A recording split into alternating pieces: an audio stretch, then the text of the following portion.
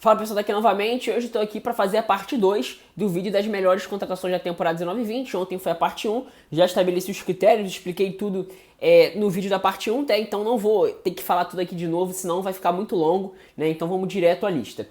Encabeçando essa lista, né, da segunda parte das 10 principais contratações nas nossas duas listas de 5, Gabriel Martinelli. A contratação do Gabriel Martinelli é engraçada, porque assim, eu só conheci o Martinelli de ouvir falar mesmo da Copinha, eu não conhecia o estilo de jogo dele nem nada do tipo. Eu até fiquei muito surpreso quando ele foi contratado, né? Eu tava viajando no dia, aí eu acordei, peguei o celular pra conferir o Twitter, as notícias, e estava lá que o Gabriel Martinelli tinha sido contratado pelo Arsenal. Aí eu vi inclusive no Twitter do Arsenal, no Twitter do Arsenal, não é notícia de um perfil de notícias brasileiro. Eu achei, caraca, que coisa curiosa, assim. Eu só sabia que ele era um atacante, assim, não sabia exatamente o estilo de jogo, não conhecia muito a respeito dele, não. Só conhecia de nome mesmo e sabia que ele era um atacante, né? E assim, já num primeiro momento já foi surpreendente, porque o Martinelli logo foi integrado ao elenco principal para jogar os jogos de pré-temporada. Inclusive, nos jogos pré-temporada, ele jogou vários jogos, inclusive. Alguns momentos saindo como titular, outros momentos vindo do banco, mas participando da rodagem. E mostrou muita capacidade, né? Com o Unai Emery, o mais interessante foi ver ele sendo escalado como centroavante, né?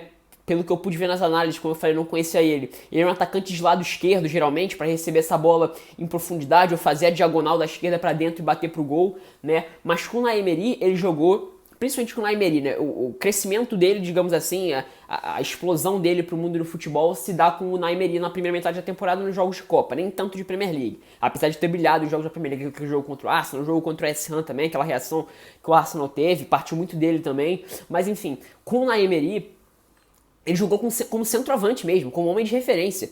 E assim, o incrível foi que, além de demonstrar uma frieza, como se ele já tivesse no Arsenal há 10 anos, desde as categorias de base, a capacidade de decisão, a facilidade com que ele em diversos momentos... Óbvio que em jogos de Copa geralmente o nível é mais baixo, né? Mas mesmo assim, você está falando de um nível de competitividade mais alto, o nível europeu é diferente, né? Obviamente diferente, né? E a capacidade que ele mostrou de tranquilidade dentro da área para limpar o adversário, capacidade técnica com drible curto, inteligência também para se entender com os companheiros, mesmo estando pouco tempo junto deles, né? Um jogador assim que não é fominha. Claramente ele é um jogador que entende muito bem o que está acontecendo ao redor dele, jogando uma função diferente, que ele não vinha jogando, se não me engano ele nunca tinha jogado assim no Ituano, pelo que eu pude ver depois nas análises. Uma capacidade de decisão que impressiona muito, que impressionou muito na primeira metade da temporada.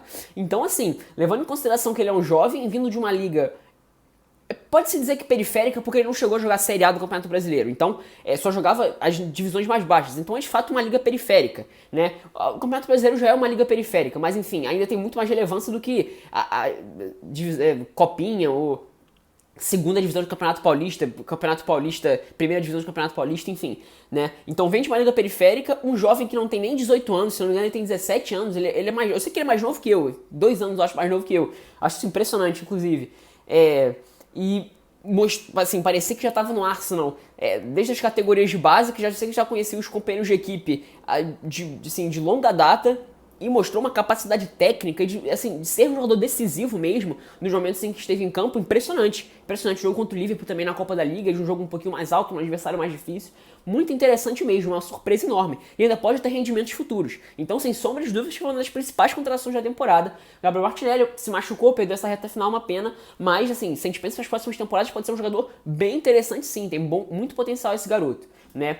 Agora, Jay Rodrigues. Jay Rodrigues foi outra boa contratação, também fiz vídeo falando sobre ele há um ano atrás, falando sobre a contratação dele. Eu já esperava que ele fosse interessante, principalmente por conta de estilo de jogo. Alternativas de atacante, vide as características dos dois atacantes principais do Burnley, né, que era Chris Wood e Ashley Barnes, né.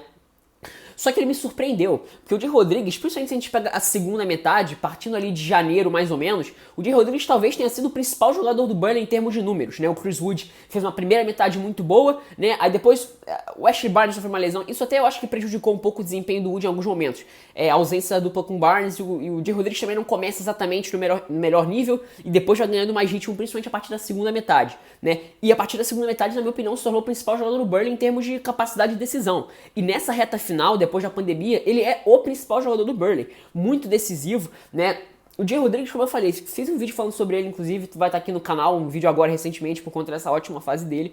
E assim, ele entregou muito mais do que eu esperava no primeiro momento. Então, pelo menos pra mim, ele foi um jogador que rendeu bem acima das expectativas. Isso foi o que também me levou a colocar ele aqui, né? Então, além de fornecer uma alternativa no estilo de atacante que o Burley tem, né, e até no estilo de jogo em alguns momentos, né, tendo muito mais condição de receber essa bola para conseguir conduzir com um pouco mais de velocidade no espaço, e ele tem muita capacidade das finalizações de cabeça também, ele consegue cabecear de qualquer lugar, isso sempre foi bastante impressionante dele, uma das marcas dele, e no Burnley, principalmente nessa reta final, ele fez alguns gols de cabeça bem difíceis, né, era uma das marcas dele também. Tem alguns lances bem legais de cabeça, de gols de cabeça nesse sentido, né? Mas enfim, por eu não esperar tanto assim dele, eu esperava que ele fosse um bom atacante para a realidade do Burnley. Como ele foi mais importante do que eu esperava, e o Burnley tá disputando nas cabeças, tem completamente chances de se classificar para a Europa League da próxima temporada, eu coloco o Diego Rodrigo como uma das principais contratações, além de também ser um cara identificado com o clube, enfim, em questão de números, em questão de alternativa de estilo de jogo de atacante, em questão de ter, assim, sido protagonista, pelo menos na minha opinião, em termos de capacidade de decisão, nessa segunda metade da temporada, especificamente nessa reta final agora, depois da pandemia, eu coloco ele aqui. E além, claro, de ser um ídolo do Burnley voltando ao clube, sendo importante numa reta final onde o time pode novamente alcançar nível de competição europeia indo para a Europa League, tá? Agora Maupay, mais um jogador do Brighton, né? Eu achei interessante o Maupay e o Trossard, porque assim, são dois jogadores de um time, assim, que até ameaçou no primeiro momento, eu falei isso na hora do Trossard, no estilo de jogo, ser uma equipe interessante. Com o passar da temporada, principalmente a partir de dezembro, o ritmo já tinha caído bastante e o Brighton começou a sofrer um pouquinho mais o desempenho do time. Mas assim, e até agora nessa reta final da pandemia, no pós-pandemia, o estilo de jogo mudou um pouquinho. Passou a ser um time que conseguia muito mais criar oportunidades a partir da recuperação, né? Encontrando espaço e a partir disso acelerar. E o Maupay novamente foi muito importante para isso também. Ele é o artilheiro do Brighton, né? Foi o artilheiro da Championship na temporada passada, aliás. Se não me engano, ele só não fez mais gol que o Puk, na verdade. Mas foi um dos principais atacantes da Championship na temporada passada no Brentford. Jogou muita bola no Maupay na temporada passada, né? Mas eu não esperava tanto assim, porque o nível é mais alto e ele jogaria no Brighton. E o Graham Potter é um técnico inexperiente, promissor, mas mesmo assim, o Brighton não é exatamente um time com exatamente os melhores dos elencos. Tem algumas boas peças, mas se a gente pensa como um todo, não tem exatamente um dos elencos nem de meio de tabela. É um time assim, dá pra pegar como top 5 elencos mais inferiores da Premier League, a gente pode dizer assim. Então eu tava um pouco, não receoso, mas assim, achava uma boa contratação pro Brighton. A minha consideração é justamente se ele conseguiria mostrar, né? Fazer sentido uma contratação dessa pra um time do nível do Brighton. Agora, ele entregou mais do que eu imaginava, né? Não só porque é o artilheiro, mas muito por conta do funcionamento da equipe. Em diversos momentos, como eu falei, inclusive no vídeo do Trossard, né? Talvez o Trossard seja até mais responsável por ele, mais responsável que o Maupay nesse sentido, de conseguir, nos momentos em que o time precisava acelerar algumas jogadas, por mais que tivesse sido inconstante, isso falando do Trossard, o Maupay talvez tenha feito isso no sentido mais constante. Ele era o cara que mais conseguia sozinho, um número de vezes, tentar uma jogada acelerando, tentando receber essa bola nas costas dos volantes, voltando para a opção de pivô, brigando por todas as bolas, né? Ele pode ser um pouco fominha em alguns momentos, até um pouco violento em alguns momentos. Já teve aquele lance do Leno, mas ele já tem outras entradas, né? Outras atitudes dentro de campo que eu já achava um pouco violentas, um pouco descabidas, né? Mas enfim, se a gente pensa em termos de capacidade de decisão, pro Brighton ele foi muito importante. Em questão de estilo de jogo também, né? Acho que, digamos assim, na minha opinião, ele é o motor ofensivo do Brighton, né? Ele não para o jogo inteiro, ele joga o jogo inteiro buscando espaço, tentando se projetar nas costas de volante, se projetando no espaço entre linhas, voltando para tentar tabelar. Ele é um faz-tudo, assim, no que disse. Talvez faz-tudo seja um pouco menosprezar o time do Brighton como um todo, mas eu acho que sem o Maupay, eu penso assim, sem o Maupay, o Brighton estaria numa situação muito pior. Talvez estivesse brigando para não ser rebaixado agora para a última rodada. Então, em decorrência disso, eu ponho o Maupay, né? Enfim, na minha opinião, uma das melhores contratações, em termos, claro, da realidade do Brighton. Agora, na posição anterior do nosso pódio, Pulisic, né? Pulisic, assim, também entra no quesito parecido com o do Martinelli, um jogador que tem como render ainda dinheiro futuro, né? Rendimentos futuros pro Chelsea, né? Assim, até num primeiro momento poderia se imaginar que ele seria o substituto do Hazard. Eu até achava isso talvez um pouco de exagero, vou ser bem sincero aqui com vocês, mas principalmente nessa reta final de campeonato, nessa volta da pandemia, a evolução do Pulisic em capacidade de decisão e capacidade de, em alguns momentos, ser o jogador principal no que diz respeito a criar oportunidades claras de gol e acelerar em jogos difíceis, onde o Chelsea encontra dificuldade até de progredir com bola partindo no meio campo. Inclusive fiz um vídeo falando sobre isso. Se a gente for pensar nesse sentido, o que o Pulisic ameaça ser, se for incluído num time bem montado do Frank Lampard, ele ameaça ser um jogador muito perigoso para o futebol mundial para os próximos anos. Eu tô falando de, assim, de nível mundial mesmo, world class, dos principais atacantes de lado do futebol mundial dos próximos anos, né? Talvez alguém possa achar que eu possa estar exagerando, o torcedor do Chelsea provavelmente não vai concordar, mas enfim, levando em consideração desse potencial que ele tem, e o fato de ter sido só, entre aspas, 80 milhões de libras, ser um jogador jovem, ainda poder ter rendimentos futuros, e o que ele conseguiu produzir pro Chelsea, principalmente nessa reta final agora, né, assim, geralmente, nessa temporada, os principais armadores, digamos assim, criadores de oportunidades do Chelsea, né, foi o William pelo lado direito, né, criadores de oportunidades, o cara que a partir da posse de bola, a partir de pegar a bola no pé, consegue encontrar os passos conduzindo, né? O William foi o principal jogador nesse sentido, mas na primeira metade. E se a gente pega na segunda metade, quando o Pulisic passa a conseguir uma sequência maior, ele até chegou a jogar no primeiro momento, mas ele logo depois saiu, né? Teve uma lesão, até pensou-se que ele tinha algum problema com o Frank Lampard de relacionamento, enfim. Mas a partir do momento que ele consegue se consolidar como um cara mais constante na equipe, que o Frank Lampard passa a colocar ele de forma mais constante, né? Ele virou um dos principais jogadores em quesito de, primeiro, aceleração em um espaço curto. Ele tem muita habilidade, ele é muito ágil, muito veloz para conduzir a bola num espaço curto, em velocidade à frente, né? E ele também ele é magrinho, assim, meio, não é tão alto, mas ele é um jogador que também aguenta o tranco. Ele é um pouco Messi nesse sentido, de um jogador baixo, com não muita capacidade física, mas que aguenta tranco, de zagueiro bem maior que ele, ou de volante muito maior que ele, ou de lateral, que vai tentar fazer uma jogada um pouco mais de força física, né?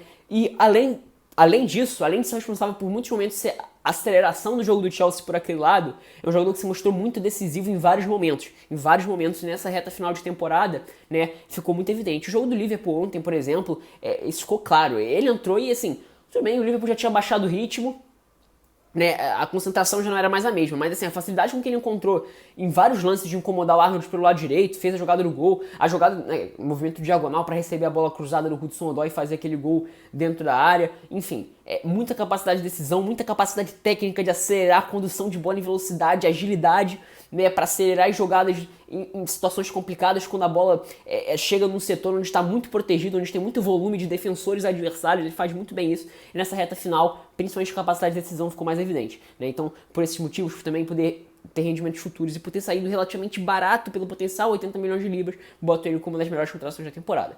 E agora, finalmente, ao meu ver, né, uma das duas melhores contratações da temporada, aí eu deixo para vocês aí nos comentários discutirem, tá? Saint-Maximin pelo Newcastle. Pode parecer um pouco estranho no primeiro momento, para quem não acompanha tanto os jogos do Newcastle, mas o quanto esse cara consegue elevar o nível, não necessariamente técnico, porque eu não acho que o problema do Newcastle seja exatamente técnico, não, mas o nível tático, de fazer com que os companheiros rendam mais, em termos de consciência tática mesmo, de posicionamento, de buscar uma tabela. O Saint-Maximin é simplesmente um absurdo a capacidade que ele tem de elevar o nível dessa equipe em forma de atacar, né? É óbvio que assim, o Steve Bruce não é de se esperar muito que ele vá fazer um estilo de jogo muito moderno, né? Mais de acordo com o que se joga atualmente em termos de capacidade ofensiva, forma de se atacar. Não é exatamente essa a proposta do Steve Bruce. Mas levando em consideração que ele tenta, de forma geral, implementar um time que consegue ser veloz em transições por baixo, tendo um jogador como o Saint-Maximin, ele sai de fazer isso no nível 6, digamos assim, para em vários momentos, não sempre, mas em vários momentos conseguir atingir um nível 8,5, digamos assim, em questão de produtividade do ataque, em alguns momentos. Eu não tô falando que é o tempo todo, eu não tô falando que é o melhor da Premier League, né? Mas se a gente pensa nesse quesito de time que joga a partir da recuperação e aceleração da posse, com essas transições em velocidade, a partir do momento que você tem a partir do momento que o Newcastle tem o Saint-Maximin, o nível eleva muito.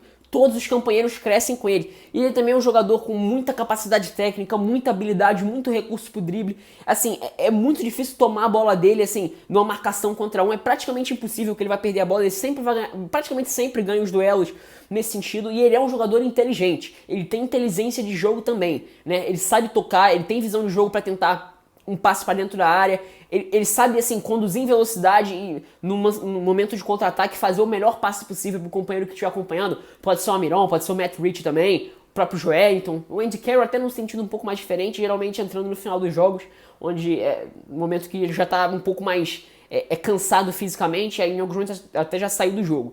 Mas se a gente pensa, quando eles combinam com o Almiron, com o próprio Matt Rich, com o Joelinton, né, que esse quarteto ofensivo que consegue ser muito veloz quando tem que fazer uma transição, ele é um cara que eleva e muito esse nível. E não só tecnicamente, nem tanto, que você não tem como mudar o nível técnico de uma equipe, né? Isso é de jogador para jogador. Mas tático, da forma como o time vai atacar. Isso é impressionante, é o principal jogador do Newcastle disparado, um dos principais jogadores de um time na Premier League, né? Principais jogadores, jogadores mais importantes quando a gente pensa em um time específico, né? O Zaha no Palace, por exemplo, e na minha opinião, ao lado do Bruno Fernandes, são as duas principais contratações do campeonato inglês nessa temporada 19-20, tá? Então é isso, 15 minutos de vídeo. Agradeço aí se você viu o vídeo inteiro. Sinta-se livre para concordar ou para discordar aí nos comentários, tá? É isso, espero que tenham gostado.